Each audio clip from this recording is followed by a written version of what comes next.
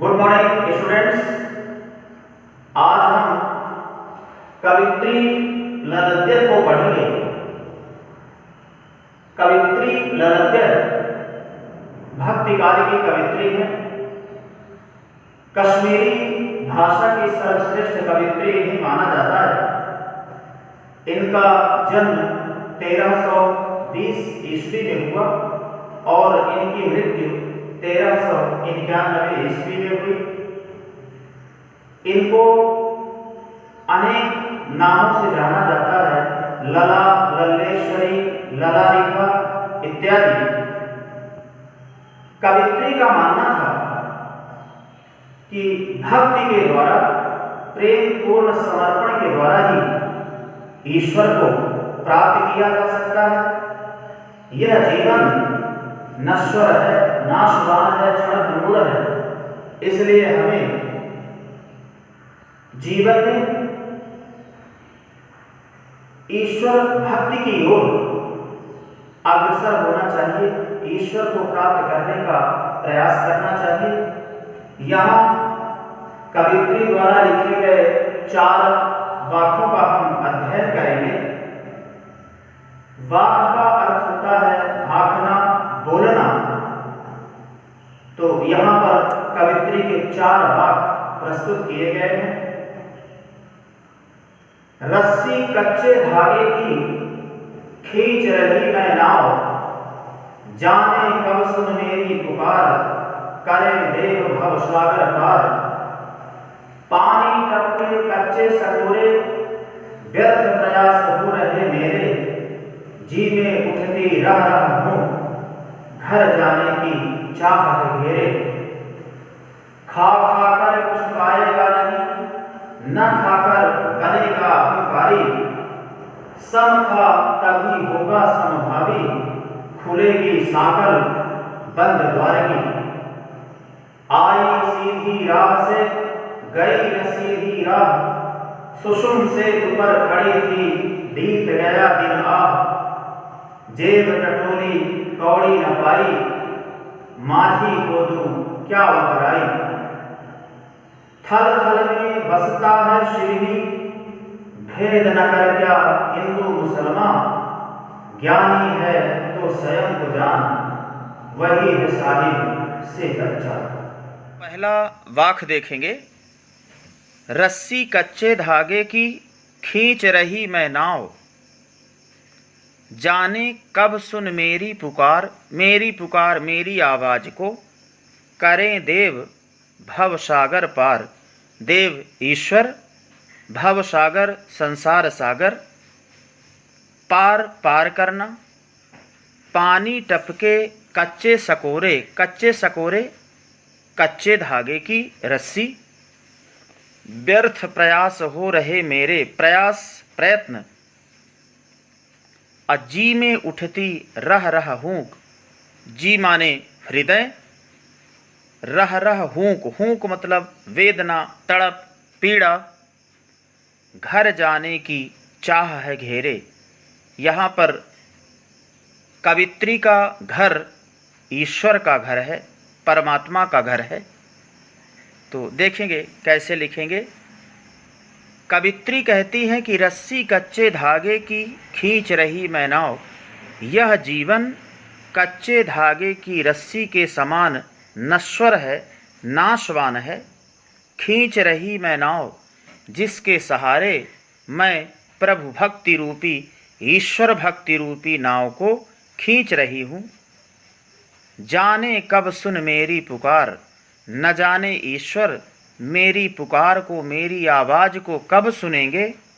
और करें देव भव सागर पार, और मुझे इस संसार सागर से, इस भव सागर से कब मुक्त करेंगे, कब पार करेंगे। पानी टपके कच्चे सकोरे, इस कच्चे धागे की रस्सी में एक एक बूंद पानी टपक रहा है, अर्थात समय कटता जा रहा है, समय व्यतीत होता जा रहा है।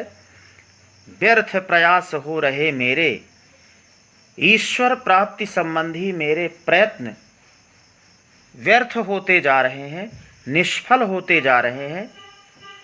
जी में उठती रह रह हूक, मेरे हृदय में रह रह कर तड़प उठ रही है, वेदना उठ रही है, घर जाने की चाह है घेरे। और मैं उस परमात्मा, उस ईश्वर के निकट पहुंचना चाहती हूँ, अर्थात परमात्म लोक को प्राप्त करना चाहती हूँ। दूसरा देखेंगे, खा खाकर कुछ पाएगा नहीं, न खाकर बनेगा अहंकारी। अहंकारी घमंडी स्वभाव का। समखा अपनी इंद्रियों पर संयम रखना, बाह्य इंद्रियों और आंतरिक इंद्रियों पर संयम रखना। समभावी, सबको समान भाव से समान दृष्टि से देखना।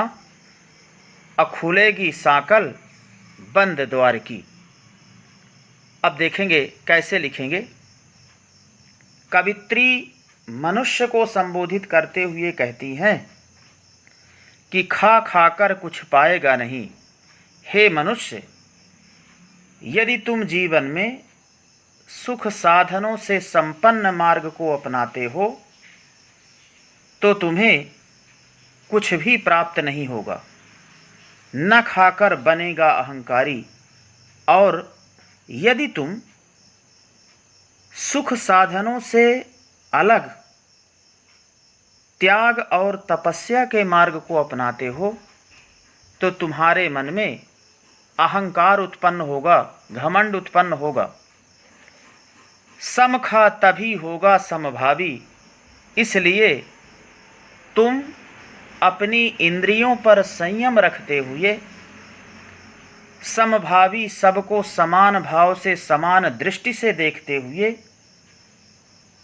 भोग विलास और त्याग तपस्या के बीच मध्य मार्ग का चयन करो, तभी खुलेगी साकल बंद द्वार की। बंद द्वार की साकल खुलेगी, अर्थात तुम्हारे लिए ईश्वर प्राप्ति का मार्ग प्रशस्त होगा, ईश्वर प्राप्ति का मार्ग खुलेगा। तो कवित्री मनुष्य को संबोधित करते हुए कहती हैं कि हे मनुष्य, यदि तुम जीवन में सुख साधनों या भोग विलास से संपन्न मार्ग को अपनाते हो तो तुम्हें कुछ प्राप्त नहीं होगा। न खाकर बनेगा अहंकारी। यदि तुम त्याग तपस्या के मार्ग को अपनाते हो तो तुम्हारे मन में अहंकार घमंड उत्पन्न होगा। इसलिए तुम अपनी इंद्रियों पर संयम रखते हुए सबको समान भाव से समान दृष्टि से देखते हुए भोग विलास और त्याग तपस्या के बीच के मार्ग का चयन करो, तभी तुम्हारे लिए ईश्वर प्राप्ति का मार्ग प्रशस्त होगा, तुम्हारे लिए ईश्वर प्राप्ति का मार्ग खुलेगा। तीसरा वाक्य देखेंगे। आई सीधी राह से गई न सीधी राह, सुषुम सेतु सुषुम्ना नाड़ी। योग साधक सुषुम्ना नाड़ी को साधने का प्रयास करते हैं। बीत गया दिन आह, पूरा जीवन व्यतीत हो जाना। जेब टटोली कौड़ी न पाई, कौड़ी एक पैसा। माझी नाविक, और यहाँ पर माझी ईश्वर है। तो देखेंगे कवित्री कहती हैं कि आई सीधी राह से गई न सीधी राह। मैं ईश्वर प्राप्ति के मार्ग में निरंतर चल रही थी, लेकिन हठतापूर्वक मैंने किसी दूसरे मार्ग का चयन कर लिया। सुषुम सेतु पर खड़ी थी। मैं आजीवन सुषुम्ना नाड़ी को साधने का प्रयास करती रही, योग साधना में लगी रही, और इसी में मेरा संपूर्ण जीवन व्यतीत हो गया। जेब टटोली कौड़ी न पाई, और अंत में जब मैंने अपने जीवन रूपी जेब को देखा तो मेरे पास एक कौड़ी भी नहीं थी। माझी को दूं क्या उतराई। माझी अर्थात उस ईश्वर को जवाब देने के लिए मेरे पास कुछ भी नहीं था, यानी मैंने जीवन में कुछ भी अर्जित नहीं किया था। चौथा देखेंगे, थल थल में वसता है शिव ही, थल थल कण कण में, शिव माने कल्याण, भेद न कर क्या हिंदू मुसलमान, ज्ञानी है तो स्वयं को जान, वही है साहिब से पहचान। साहिब ईश्वर। कवित्री कहती हैं कि थल थल में वसता है शिव ही, परमात्मा ईश्वर कल्याणकारी है, उसका निवास सर्वत्र है, वह सर्वव्यापी है। भेद न कर क्या हिंदू मुसलमान, इसलिए हमें हिंदू और मुस्लिम में भेदभाव नहीं करना चाहिए। ज्ञानी है तो स्वयं को जान, कवित्री मनुष्य को संबोधित करते हुए कहती है कि यदि तुम ज्ञानी हो तो स्वयं को पहचानो, आत्मस्वरूप को पहचानो, वही है साहिब से पहचान, वही ईश्वर प्राप्ति का सच्चा मार्ग है, ईश्वर प्राप्ति का सच्चा साधन है। और इसके बाद हम क्वेश्चन आंसर की चर्चा करेंगे।